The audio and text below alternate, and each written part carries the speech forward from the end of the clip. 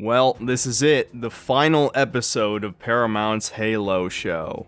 This has been a pretty fun arc for the channel, I'm not gonna lie. Despite the fact I obviously hate the show, making these videos was kind of fun, and it was a nice change of pace to have most people agree with me for once instead of having a divisive like-dislike ratio, to put it mildly, like most of my modern game reviews. But I was definitely ready for it to be over. This show has just gotten completely unwatchable at this point. Even if you're not a fan of Halo, I don't know how you could possibly still enjoy it and defend it, and believe it or not, there are people who do. If you're one of these people, I'd unironically like to read a list of things you like about the show. Well, I think that's enough delay. Let's get into the final episode of Halo. The finale begins directly following the previous episode, no flashback this time, and I already have a problem. We're meant to believe that McKee harnessed the ability of the artifact in a similar way to the bigger one, where she sends out some kind of signal to disable all of the Marines in the building, and also, I guess, the EMP effect at the same time. Also, for some reason, random shit in the base is on fire. We're just supposed to accept this, even though it happened off-screen, whatever. It's not the first time the show has made a logical leap, let's just go with it. And so she's essentially able to escape with the artifact with very little opposition. At the same time, Master Chief is waking up from his vision of being on the Halo ring, and he tries to find McKee, but is met with Vanek and Riz holding Kai at gunpoint. Vanek repeats that Halsey ordered them to bring in Chief dead or alive, which is not what happened. You could just go back and watch the last episode. She never said to kill Master Chief. On my command, bring John, the prisoner, and the artifact to my ship, and we will leave Reach together. Halsey's orders are to bring you in, dead or alive.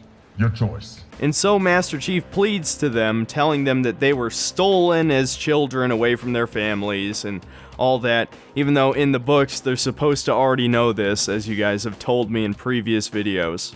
But obviously the writers wanted to put in as much interpersonal drama as possible. So Vanek doesn't believe this, but then, just at the right time, Captain Keyes and Miranda appear behind them, and he confirms the story and that he was a part of it too. This is like a fucking soap opera, dude. It's so bad. And between this and some inspiring words from Master Chief, Vanek decides to put the gun down and gives them information of where McKee is likely headed. And Kai decides to split up from the group because she wants to take down Halsey herself. Now the next scene is where yet another really stupid thing happens. We see Halsey on board her ship. She's about to leave because apparently her ship came back online before any of the systems in the UNSC base. And literally the only thing stopping her ship from taking off are like a bunch of random Marines with battle rifles and like a couple warthogs. There's also supposed to be 2 mounted miniguns, but they're gone in the next scene, and actually the warthogs aren't in the first shot, so already they can't maintain consistency between these 2 scenes. Not one of them thought to pick up a rocket launcher or something, and as her ship begins to take off, none of them are shooting. Did they forget to put this in the CGI? And speaking of CGI, we see Kai sprint full force toward the ship, and since she's a Spartan, she's super fast, and holy shit, this looks awful. Now, the footage I've obtained, quote unquote, here to show you this, is not full quality, so maybe it doesn't look as bad on your end, but if you look up this scene, holy fuck, the CGI budget dropped hard in the last episode. It looks horrible throughout this entire finale. I guess they finally ran out of money, but they had $10 million an episode. Is this show a fucking money laundering scheme? So anyway, Kai catches up to the ship, jumps on the roof, blasts her way in, and forces the door open into the cockpit. And as she's staring down Halsey, her assistant decides to be suicidal and smacks her over the head with like an axe, which of course doesn't work because she's a fucking Spartan. And she retaliates by grabbing him and throwing him into the ceiling light, killing him. Now of course in this time, Halsey gets away into an escape pod, and Kai has to bail out of the ship before it crashes. Of course she makes it in time. Then after the opening credits, Master Chief and Cortana are discussing the possible location of the Covenant homeworld, based on some Covenant saying about shards of glass or some shit. I don't know, it doesn't matter. It's supposed to be clever and make Master Chief look smart. In any case, they find the possible location of the Covenant homeworld, and Silver Team decides to go by themselves. I don't think I need to explain the problem with 4 Spartans going to the home world of the Covenant, where likely millions of hostile alien forces are. But you're just not supposed to think about it, so I'm not going to think about it further. So as Silver Team is preparing to leave, Captain Keyes tries to apologize for abducting all the Spartans and wiping their memories and brainwashing them, etc., etc. And Master Chief essentially threatens him. I really don't have the energy for another rant right now, but are you fucking kidding me, dude? This is Master Chief. But whatever, moving on. In the scene right after this, Vanek and Riz confirmed that they really would have shot John and Kai, and it's supposed to be funny, but honestly, it's really not. They took this Spartan brainwashing thing too far, where they'll just kill their teammates without a second thought, and now we're just supposed to accept that they're good guys. They can't be trusted. They still have the emotion-dampening chip in them, which I guess turns Spartans into psychopaths, or at least bigger ones than they already were.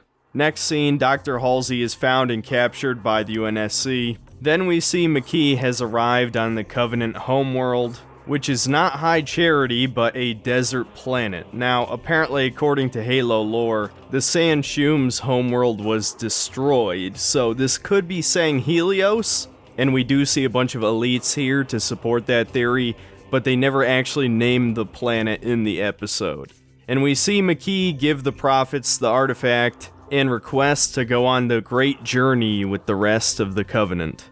Then back on Silver Team's ship in the middle of space, we're given a very important plot development that apparently, after Chief would have been brought in by Silver Team, Halsey was going to give Cortana the ability to take over his body. And to do that, Chief would have to cease to exist. Now here's the thing though, if they brought Chief in dead, how the hell would Cortana take over his body?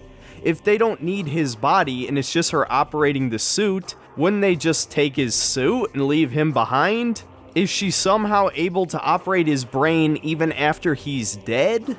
His teammates trying to kill him is making less and less fucking sense. Did anyone read the script? We also get further confirmation of what I complained about a few videos ago, that these smart AIs were only developed to take over the Spartans' bodies. I'm not gonna rant about the whole, Spartans aren't actually that important thing again. That really should be self-evident to anybody. It doesn't seem resource viable at all to make these super genius AI just to control one super soldier, especially when Spartans get killed. They're not invincible by any stretch. And Cortana is supposed to be the smartest AI ever, and she's going to be wasted by taking over one soldier's body. This is just fucking stupid. In the next part of this scene, we're fed a bunch of techno babble that essentially means they're about to head through the equivalent of an asteroid field. Really, it's like gravity or some shit that's gonna tear their ship apart, and it's supposed to be dramatic, but really it's just filler for the episode, because you already know they're gonna make it through just fine. There's no way they could die here. Master Chief uses his instincts, or maybe his ancient human DNA or something, to sense the exact path he needs to fly down, and of course they make it to the Covenant homeworld. Then in the next scene, Miranda Keyes wants to interrogate her mother herself, and it's just more interpersonal drama, because obviously Halsey abused her daughter, and it's finally reached a breaking point. Well, to skip ahead another scene, the big plot twist is this is a Flash clone of Dr. Halsey, much like all the abducted Spartans, so of course, its faulty DNA leads to it dying shortly afterward, and they have no idea where the real Halsey is.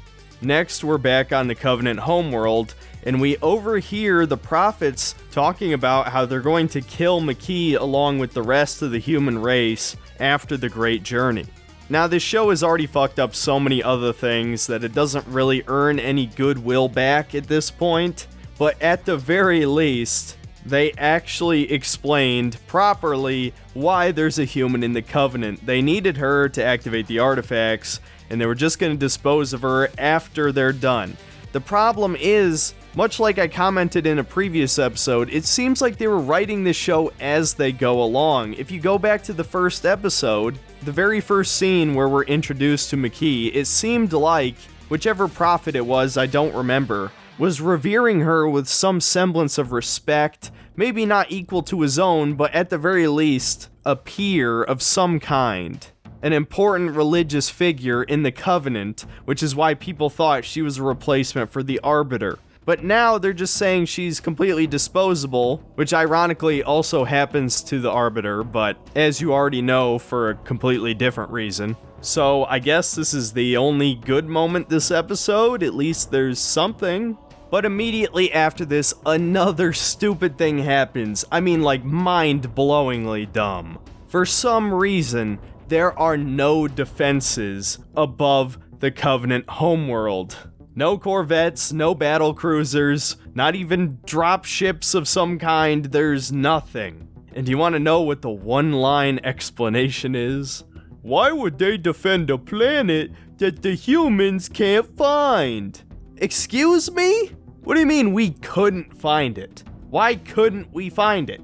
Because of some riddle and like some plot device gravity fields? This doesn't fucking make sense. There's no reason the Covenant would believe the humans would never find their homeworld.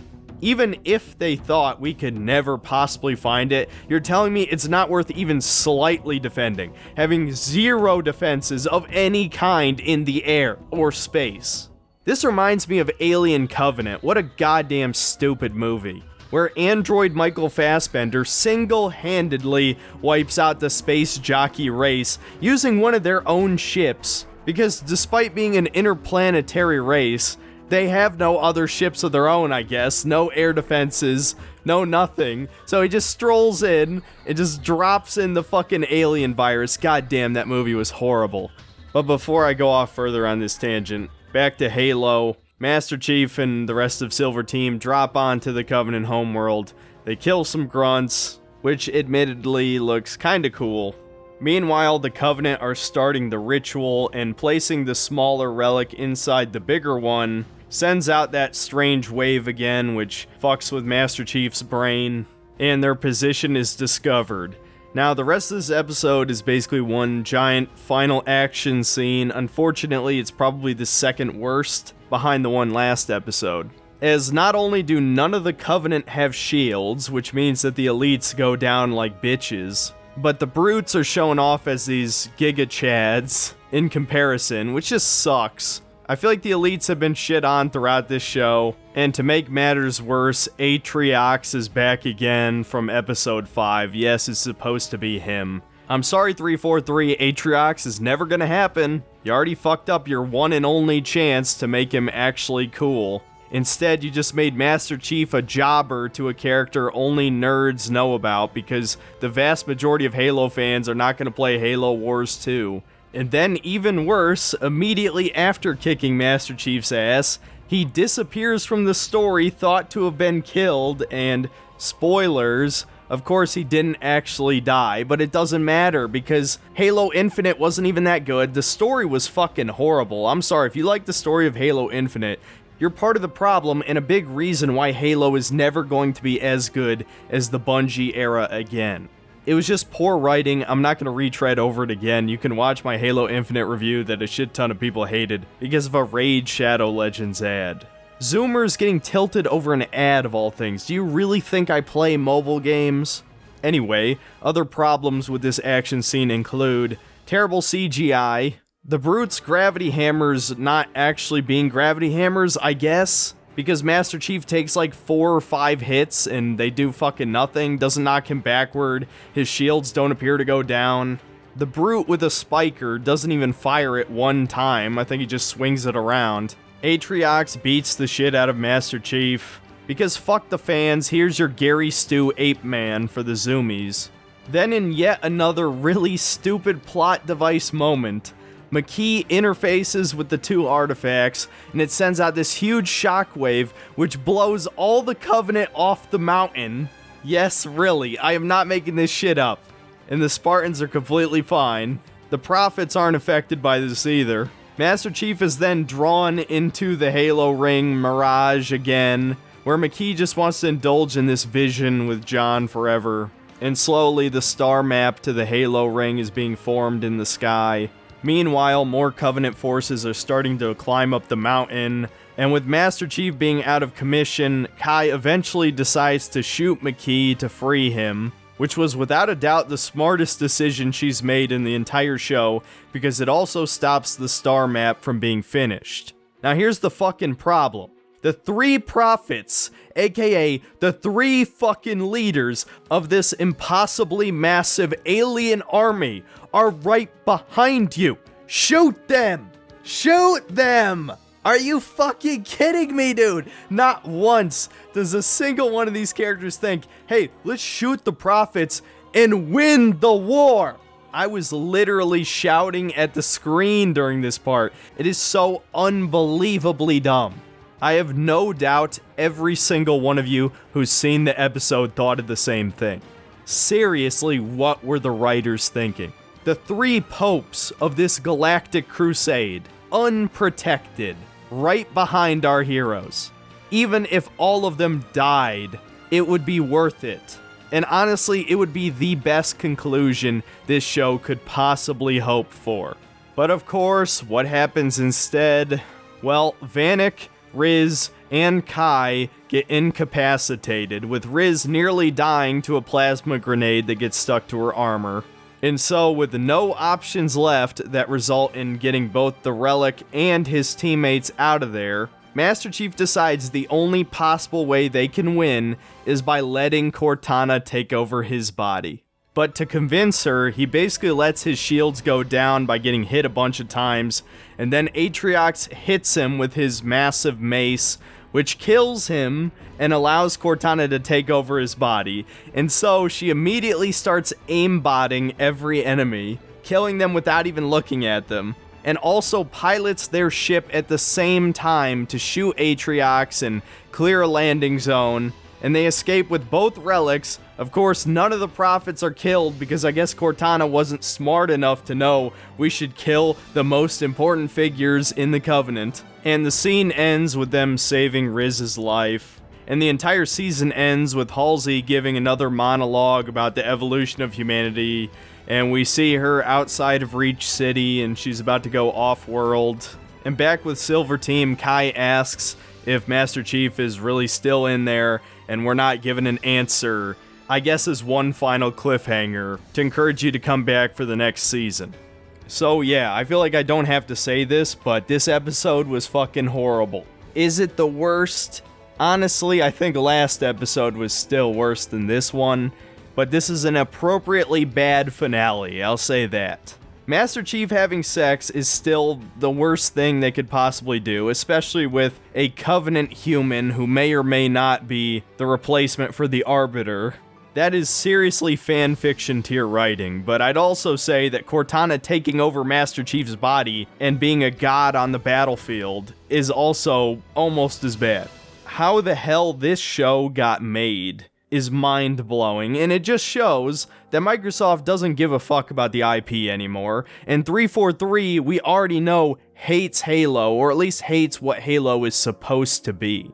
They clearly have no vision for the franchise whatsoever, unless you count getting as many normies as possible into the series, which doesn't make any sense because Halo was already extremely popular. It's one of the most casual franchises, and I say that as a fan, but it was honestly the Call of Duty of video games before Call of Duty. Now, of course, COD did take over its role and skyrocketed video games into the mainstream, but before that, Halo really was one of the biggest mascots in gaming, on par with Mario or Link, and unlike Nintendo or Sony's mascots at the time, appealed to a slightly more mature audience.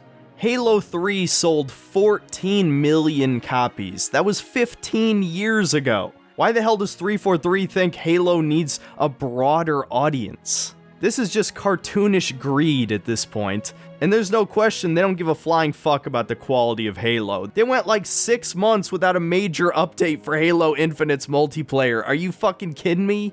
Now look at the state of Halo. Nobody really gives a shit. I mean, sure, there's gonna be fans that are never going to let it go no matter how bad it gets, and that's fine. Even though I would argue you're killing the game industry by buying mediocre games and supporting companies that hate gamers, unironically. And I'm sure some of you are wondering where I'm going with this, but I'm just trying to say that the Halo image has been tarnished almost beyond any hope of recovery at this point. Now, I would say, of course, if 343 turned their shit around or Microsoft finally had the balls to give the IP to a different studio, then some good games would certainly save the Halo name. But this show will never be forgotten as a truly giant piece of shit that Microsoft let happen, and 343 actually had a part in. But to get back to Paramount's shitty show, what are my final thoughts? Well, let's name the good first, because it's a very short list. The props are obviously great for the most part, except for the Chevy Tahoe and the AKs and the Rhino revolver and the Vectors, and there's probably other real-world guns I missed across the episodes. That does kind of break your immersion. Some of the fight scenes were really good. Episode 5's in particular was certainly entertaining, even if Chief riding the Banshee looked really stupid. I'd say it was certainly the closest to Halo this show ever got. And I'll say the CGI models of the Covenant look pretty good. That's it. The list of things that are terrible about this show is way too long to cover in this video, so I'll just hit the most important ones. The first is that Pablo Schreiber is a horrible miscast for Master Chief. Not only does he look nothing like we probably imagined in our heads, but he's one of those egotistical actors that feels like he has to show his face every 5 minutes, which is a huge part of why this Chief is nothing like our Chief. He talks way too much, emotes way too much, is basically a crybaby rage monster after he gets his emotional chip taken out, trying to Superman punch Halsey the first chance he gets. And he just sucks, period. The fact that he took off his helmet in the first goddamn episode shows how little the showrunners, or the actors, or 343 care about the fans of Halo at all. If Mandalorian can get away with Pedro Pascal wearing his helmet for 99% of the show, why couldn't they do the same with the Halo show? There's absolutely no reason why they couldn't do the same thing. Another huge problem is McKee, the Covenant girl. Despite the fact that they try to justify it in the very last episode, it's still ridiculous that the Covenant would ever work with a human. And the plot of the show is literally manufactured in such a way that they have to use her. And her character is just fucking stupid anyway. She grows up to hate humans because of some cartoonishly evil junk planet that would fit in Warhammer 40k, but not Halo, where they beat children to death for reading. But despite this upbringing, she betrays the Covenant as soon as she falls in love with Master Chief. Again, fanfiction tier writing. But then the UNSC are so incompetent and evil themselves that she betrays them and joins the Covenant again immediately afterward. Then we have Quan Ha, who I thought would become the main character of the show essentially. Instead, she gets her own subplot, which just slows the whole thing down. She takes another book-established character, Soren, and takes him for a ride and wastes his fucking time too, though he's probably the only halfway decent character in this entire show, so at least he was a good inclusion. But Quan herself is a fucking moron, and her whole plot can be summarized as just a ripoff of Star Wars, where she's one of the rebels and she needs to fight the evil empire that is the UNSC. On a desert planet, no less. They couldn't make it any more obvious if they tried. There's even desert witches. Magic implications in Halo, of all things. And guess what? Her plot doesn't even actually get resolved. We don't even know where the teleporter leads, though I'm sure it leads to a Halo ring or something. So it feels like even a bigger waste of time because we're left with that cliffhanger. Then we have the UNSC themselves, who are highly incompetent, have no power structure that makes any sense because the Spartans can bully them around, apparently. And Halsey is cartoonishly evil, but to a point of being stupid, which is the problem. I'm fine with her being a psychopath because that seems pretty accurate to the games. But her plot to make Cortana take over Chief's body, that's what your super genius intelligence is for? My question is, if a computer taking over a Spartan's body is so much better than the Spartan themselves, why not just have computers pilot mech suits at that point? Why do you need a human in the power armor? Can't it just be a robot? But again, I'm expecting way too much of the writers. Another huge problem is the Covenant don't feel like a threat at any point. Even in episode 5, where they managed to wipe out most of the Marine forces, Master Chief still wins in the end, more or less. Atriox is the only one who's able to stop him, even just temporarily, and then he just gets away. And honestly, there are many, many more problems with the show, which I covered thoroughly in the various other episodes. I think you get the point. The show is absolute shit. Even at its best, it's just decent. Not great, not amazing, that's for sure. So would I watch season 2? Maybe for the channel, I don't know. We'll have to see where I'm at in a year. If not for the channel, of course not. I wouldn't have even watched more than episode 1 if I wasn't making YouTube videos about it. But assuming I do watch season 2, of course I'd like to see areas of the show improve, but it would be almost a waste of time to name what those areas are, because it's pretty much everywhere. I find it comical that to this day, with video games being around for more than 40 years, and for the last decade at minimum, games have been in the mainstream, there's not a single good video game adaptation to this day. Even the Mortal Kombat movie is more good just because of how goofy it is. It has a certain 90s charm to it. And almost every other example you can name has some major flaws, like the Silent Hill movie. And then you have shows like this that stand out as some of the worst adaptations of all time because they're not even really an adaptation. It uses names and places and characters, but the story is completely different, the tone is completely different, the theming is completely different. It's nothing like an 80s action or sci-fi movie that clearly the original games were inspired by. And, well, if you liked seeing me talk about this butchering of a beloved franchise, in July you'll get to see me do it again as Netflix's Resident Evil series releases. And if you're a longtime fan of the channel, you know I'm a massive fan of Resident Evil, so I'm probably going to be even more pissed at that show than I was at this one. But in the meantime, I'm going to go back to doing what I started this channel to do, and that's talk about video games. And with no major video game release in sight, I'll be going back to doing retrospectives, which I certainly enjoy doing, even if they're far from the most popular videos I do on this channel. So goodbye Halo show, it's finally time to talk about some good video games again.